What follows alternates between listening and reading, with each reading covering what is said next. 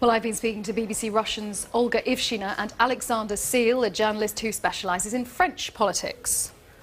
Well, it was an important meeting because it was President Macron's first meeting with President Putin. And it was interesting to see how both men were talking to each other. And I think Vladimir Putin, if you watched the press conference today, he looked quite tense because Macron, he criticized Russia and Putin today. What did you make of it, Olga? Well, for me it looked like both sides are doing sort of reconnaissance, you know. It seemed that they both were looking at each other, trying to assess, trying to understand, and definitely looking to the future, because if we get back, if we watch, if we remember the last meeting between Putin and Merkel, which was not that long ago, that was the one where both sides were definitely disappointed with each other, definitely nervous. But this one wasn't that bad, wasn't that tense, I would say, you know.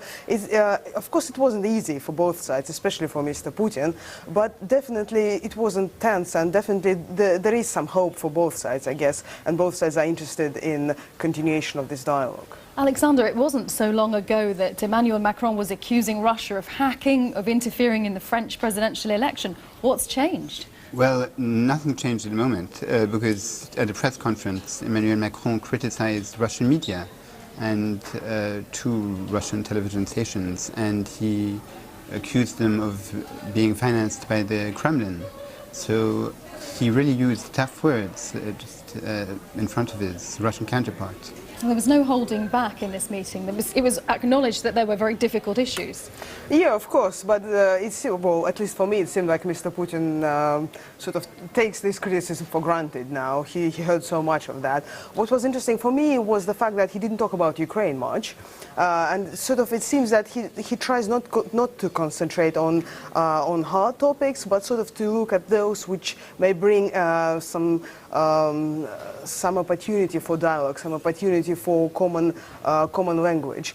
So he didn't concentrate on hard areas, but especially try to talk about those things which may bring countries together, because he does need allies. He does need some presidents, some leaders to talk with in Europe, especially in this new Europe, in this constantly changing environment. What was in it for Emmanuel Macron, Alexander? I mean, this was very early in his presidency that he's invited Vladimir Putin to come as a guest. Well, on Syria, Emmanuel Macron said if there are use of chemical weapons in the future, France would strike back at the Assad regime, and we know that Russia has been backing the Syrian regime for quite a while.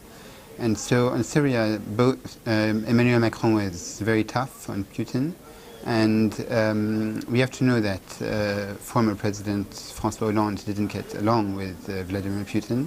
He was supposed to come to Paris in October to inaugurate an Orthodox church near the Eiffel Tower, but Vladimir Putin had to cancel that visit because François Hollande only wanted to talk about Syria. So do you see this more of a resetting of relations and a look to the future rather than trying to smooth over what's gone before?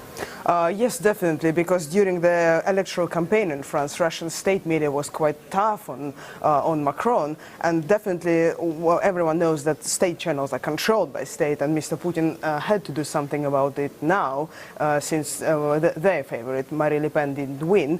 Now they have to find common language with Macron. Moreover, he has to offer something interesting, because otherwise France historically is more tied with Germany and maybe even more with the United States in current state of affairs rather than with Russia. And Mr. Putin wants to change it a lot because he needs partners. He needs to continue dialogue on such issues as Ukraine and Syria, and definitely he needs some positive tones to be found. Olga Ivshina and Alexander Seal. Now, the general election here in the